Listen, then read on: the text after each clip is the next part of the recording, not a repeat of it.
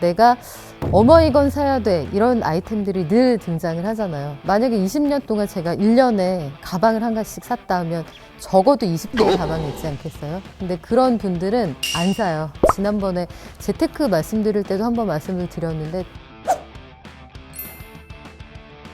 네, 안녕하세요. 경제박사 박영미입니다.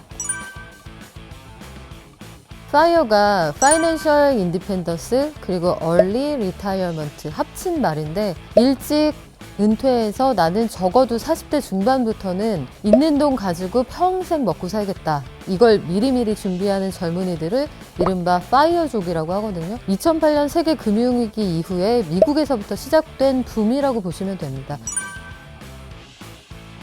좀 달라요. 일단 욜로가 더 연로하죠. 욜로는 오늘만 산다는 얘기잖아요. 내가 준비한 것만큼 돌려줄지 모르는 미래에 대해서 확신이 없으니까 에이 그까짓 거 오늘 택시비 아낀다고 내가 내일 집 살 거 아니니 이렇게 생각하는 분들이었어요. 이 파이어족은 근본적으로 다른 게 미래를 좀 밝게 안정적으로 여유있게 살고 싶어서 오늘을 희생하는 사람들이거든요. 파이어족은 적극적으로 본인의 불확실한 미래를 손에 잡히는 미래로 만들려고 노력하는 사람들이에요. 그러니까 삶에 대한 관점이 완전히 좀 다르다고 볼 수 있고요. 일단 우리가 북유럽에 대한 막연한 동경 같은 게 있었잖아요. 고비용의 고복지 체제를 오랫동안 유지를 해왔으니까 젊었을 때 세금을 많이 내고 일찍 은퇴해서 오랫동안 나는 유럽 일주할 거야 아니면 나는 요트 탈 거야 저 같은 X세대까지는 이제 동경만 했었는데 파이어족은 그걸 실질적으로 준비하기 시작했다는 거고요. 20대 초반부터 정말 극도로 월급의 한 7, 80% 저금을 하고 재테크도 열심히 하고 짠테크를 해서 미래를 준비하는 건데 그 미래가 아주 먼 미래가 아닌 거죠. 우리나라는 짠테크가 대세인 건 분명해 보입니다.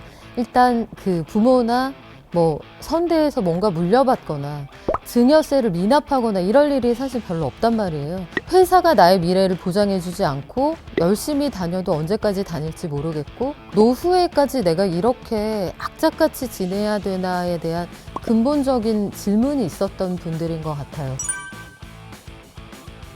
전체 어느 정도의 사람이 파이어족으로 준비를 하고 있습니다 라고 말씀드리기는 어려운데 이 사람들이 굉장히 많이 그리고 빠른 속도로 늘어나고 있습니다는 추정해 볼 수가 있거든요. 최근에 나온 앱을 사용하는 사람들의 증가 속도 있잖아요. 경제, 금융, 은행, 부동산 이쪽 앱과 관련돼서 20, 30대 이용자들이 크게 늘어났는데 20대들이 그동안 관심이 별로 없었던 금융, 증권, 부동산 앱으로 빠르게 유입이 되고 있어요. 보통은 40대부터 굉장히 이용 빈도가 늘어났었는데 이분들이 여기에 왜 들어왔을까를 생각해 보면 경제적 자립에 대한 관심이 그만큼 많다는 거고.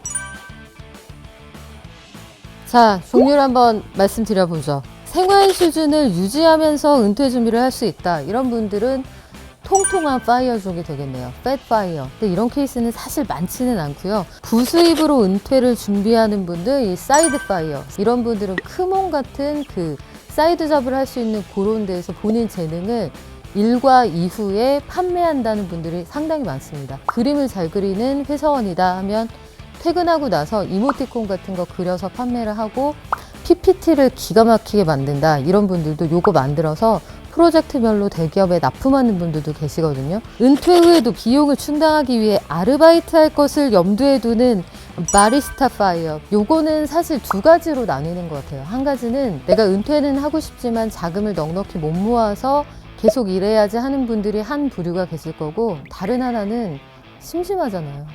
은퇴해도 뭔가 꾸준히 레귤러로 본인의 잡이 필요할 거고 사람도 만나야 할 거고 예기치 못한 상황에 대응하겠다. 전력을 쏟는 업무는 아니지만 하루에 규칙적으로 2-3시간 이상 일할 수 있는 업무를 가지고 있겠다. 그러려면 자격증 같은 것들이 있으면 확실히 좋잖아요. 자, 제한된 소비만 하는 검소한 파이어, 린 파이어라고 하는데 이런 분들이 대부분이에요, 사실은. 제가 김짬부님 저희 방송에 모시고 한번 얘기 들어보니까 정말 눈물 없이는 들을 수 없는 사연이 한두 개가 아니었어요. 주말 당직 누가 할래? 제가 하겠습니다. 명절 당직 제가 하겠습니다. 그 수당만을 모아서도 얼마를 모았다 이런 얘기를 제가 들었습니다. 그래서 요거는 약간 삶의 그 균형하고 속도 조절은 좀 하시면서 하시는 것도 권해드립니다. 최근에 제가 한 프로그램에 나오신 조기 은퇴자도 봤거든요. 이분은 본인이 은퇴를 40대 초반에 해서 기대 수명이 80살이라고 생각을 할 때 매년 소요되는 생활비를 월 보통 한 300만 원 정도로 잡으셨다고 하더라고요. 월에 300만 원, 1년이면 3,600만 원. 3,600만 원을 적어도 40년 동안 쓸 수 있는 만큼은 모으셔야 되잖아요. 10년이면 얼마예요? 3억 5천이죠. 20년이면 얼마예요? 7억 2천이죠. 일단 10억 모으기까지 성공을 하셔야 조기 은퇴 이런 것들에 대해서 한번 계산기를 두들겨 볼 수 있는 그런 상황이 되거든요. 그래서 부수입이 꾸준히 나올 수 있는 그 절반 정도를 감당해 줄 수 있는 월세, 배당 이런 게 나올 수 있는 걸 마련을 해 두시든지 아니면 목돈을 마련을 해 두셔야 조기 은퇴가 가능하다는 건데 금액이 사실 만만치가 않잖아요. 소득만 가지고 모으시기는 좀 어려울 것 같고 내가 꾸준히 부어놓는 어떤 재테크에 대한 노력 이런 거에서 과실을 좀 따야겠다. 수확할 수 있는 뭘 만들어 놓자 이런 생각을 좀 하셔야 될 것 같아요. 엄마도 부자, 할머니도 부자 이러면 뭐 게임 끝이죠.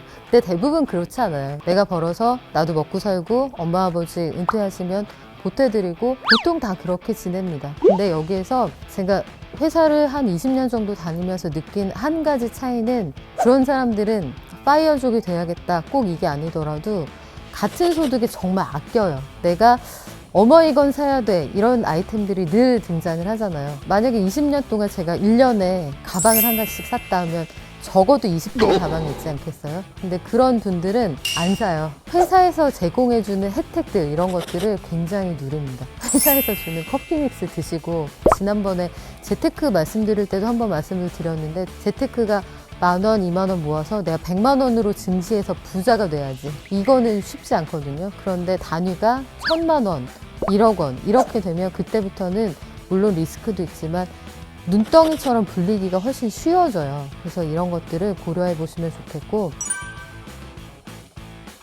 전폭적으로라고 말하긴 그런데 미국 배당이 좋은 이유가 뭐냐면 미국 주식은 2달에 한 번씩 배당을 주거나 홀짝 배당이 가능하거나 이런 식으로 플랜을 짤 수가 있거든요. 그래서 만약에 아주 큰 돈은 아니지만 내가 홀수달에 배당을 받는 주식과 짝수달에 배당을 받는 주식을 실실과 날실처럼 이렇게 포트폴리오를 구성했다 하면 월급처럼 돈이 들어오는 거잖아요. 배당으로 먹고 살아야지 하려면 이게 보유 비중이 좀 되셔야겠죠. 고령층에는 실제로 그런 분들이 계십니다. 투자 1세대들 보면은 의결권이 없는 우선주만 사서 배당만 받으시는 분들이 계세요. 이런 분들의 경우에는 나쁘지 않았죠. 미국에 어쨌든 돈이 많이 모이는 곳이니까 이 배당주를 보고 들어간다 하면 상대적으로 최근 한 10년 동안 안정적인 수익을 냈던 그런 기업들 들어가 보시는 거는 나쁘지는 않으나 그런 말 쓰면 안 되죠. 올인은 하지 않으셨으면 좋겠다라고 말씀을 드리겠습니다. 국내 주식도 15억 원 정도 투자하시면 삼성전자 배당 성향 높아졌잖아요. 많이 나오는데 다만 우리 방송이 지금 언제 다음 주 그러면 방송하기 직전까지 사셨어야 되는데 보통 증권가에서는 배당 나길에 너무 가깝게 사시는 건 그렇게 권해드리지 않고 12월 너무 초에 사는 것도 주가가 들썩일 수 있으니까 권해드리지 않고 배당주에 투자를 해야지 하는 분들은 12월 7일부터 한 15일 사이 이때 주식을 사드리는 걸 권해드리거든요. 이미 사셨길 바랍니다. 은퇴 후에 가장 중점적으로 생각하셔야 되는 개인기 떼돈 힐링, 춤추는 거 다 필요 없고요. 건강이 제일 중요합니다. 예상치 못한 재난적 의료비가 지출되지 않게 하는 거 이게 제일 중요하고요. 특히 이때는 본인이 소속돼 있는 회사나 단체가 없기 때문에 100% 내가 나를 책임져야 한다는 거 이거 기억하셔야 되고요. 두 번째는 건강이 허락하는 선에서 내가 사회활동을 할 수 있는 개인기 예를 들어 자격증이랄지 아니면 그런 단체에 관련된 어떤 소속이랄지 인연을 이어갈 수 있는 그런 끈을 하나 만들어 두셔야 돼요. 은퇴 이후에 예상치 못하게 경제활동이 필요한 경우가 올 수 있거든요. 마지막으로 손자 손녀 너무 멀리 갔나요? 은퇴 이후에도 본인이 그 친구들 만나서 기분 좋게 밥 한 번 살 수 있는 그런 여유는 가지고 계셔야 돼요. 그래서 비상금 혹은 내가 나를 위해서 쓸 수 있는 주머니 하나 정도는 따로 만들어 주셔야 진정한 파이어족의 완성이다. 이렇게 생각하시면 될 것 같습니다.